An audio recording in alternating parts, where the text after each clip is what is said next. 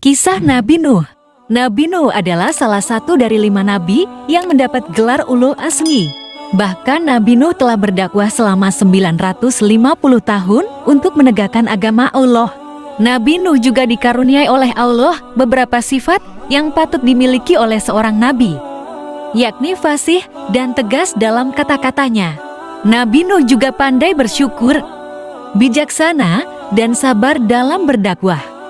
Nabi Nuh juga dikenal sebagai nabi yang membela dan melindungi kaum yang lemah, miskin, dan tertindas.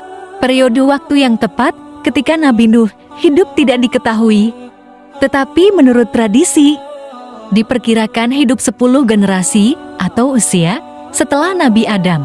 Di dalam kisah Nabi Nuh, ia diutus oleh Allah untuk menyerukan tauhid kepada Bani Rasib yang pada saat itu dikisahkan telah terjerumus ke dalam kesyirikan. Bangsa ini hidup dengan menyembah berhala berupa patung-patung yang mereka yakini akan memberikan mereka harta dan keberkahan. Kaum Bani Rasib juga dikisahkan kerap melakukan kemungkaran dan kemaksiatan. Pada awalnya, Bani Rasib adalah kaum yang beriman kepada Allah.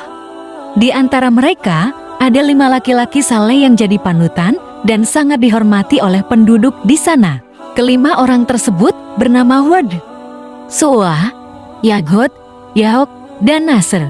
Namun, saat suatu waktu kelimanya meninggal, orang-orang Bani Rasib ini merasa kehilangan sehingga mereka berinisiatif membuatkan patung atau berhala. Namun, semakin lama, perlakuan Bani Rasib ini malah semakin menyimpang pada ajaran Allah, dan mereka menjadikan patung-patung tersebut sesembahan. Bahkan, hingga beberapa generasi, Bani Rasib telah kehilangan iman kepada Allah.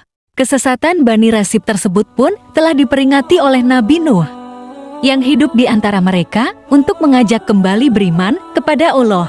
Namun, ajakan Nabi Nuh tidak membuahkan hasil dan hanya sedikit pengikut Nabi Nuh pada saat itu. Bahkan Bani Rasib malah semakin tenggelam pada kesesatan dan kesombongan. Pada saat Nabi Nuh mengajak orang-orang Bani Rasib untuk kembali ke jalan Allah, Nabi Nuh malah mendapat hinaan dan dakwahnya dicemooh. Tantangan berdakwah Nabi Nuh pun kian hari kian berat.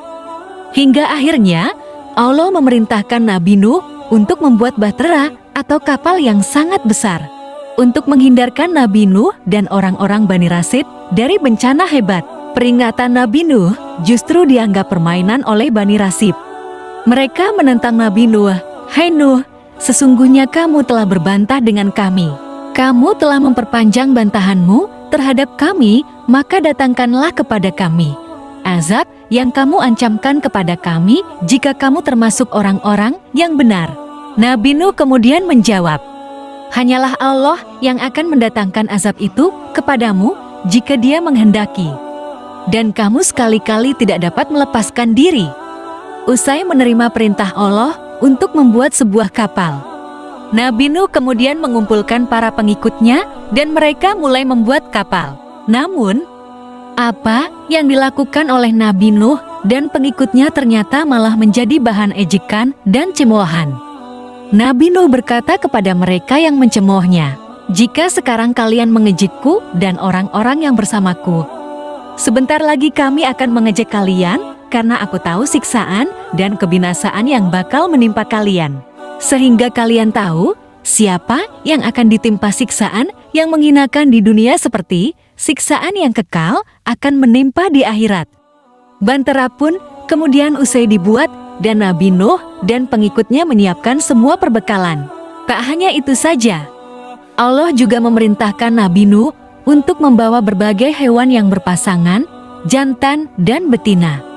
Pada saat semua perbekalan sudah siap, Nabi Nuh pun berkata kepada pengikutnya, "Naiklah ke dalam kapal dengan menyebut nama Allah di waktu berlayar dan berlabuh.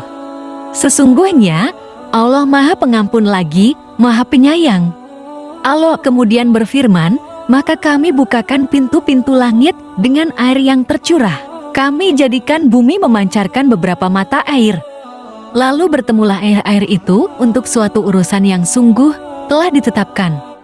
Tak lama, hujan pun turun selama 40 hari 40 malam yang kemudian membuat bencana banjir besar melanda seluruh kota dan desa. Akibat bencana ini, jeritan dan tangisan manusia terdengar di mana-mana. Karena meluapnya air, mereka kemudian panik karena kemanapun mereka berlari, air mengejar dan menenggelamkan mereka. Pada saat itu, tak ada tempat berlindung dari banjir yang dahsyat itu, kecuali kapal Nabi Nuh yang telah terisi penuh orang mukmin dan pasangan makhluk yang diselamatkan oleh Nabi Nuh atas perintah Allah. Bani Rasib pun benar-benar telah hancur tersapu banjir yang maha dahsyat tersebut. Namun, pada saat bencana besar ini, Nabi Nuh juga kehilangan anaknya yang bernama Kan'an. Anaknya tersebut bahkan telah ia perintahkan untuk segera menaiki kapal bersama kerabat dan pengikutnya. Namun, Kan'an malah menolaknya dan memilih mencari perlindungan ke gunung yang ia yakini mampu menyelamatkannya dari air bah. Nabi Nuh begitu sedih dengan sikap keras kepala anaknya. Akhirnya, Kan'an pun tenggelam bersama Bani Rasib yang zalim. Mereka semua tewas tersapu banjir yang maha dahsyat tersebut. Meskipun merasa sedih melihat Bani Rasib lainnya yang zalim telah tewas menjadi korban banjir besar, Allah memberi perintah kepada bumi dan langit agar berhenti melaksanakan tugasnya. Hai bumi, telanlah airmu, dan hai langit hujan, berhentilah. Air kemudian surut, dan bahtera tersebut pun berlabuh di atas bukit Judi dan memulai kehidupan yang baru.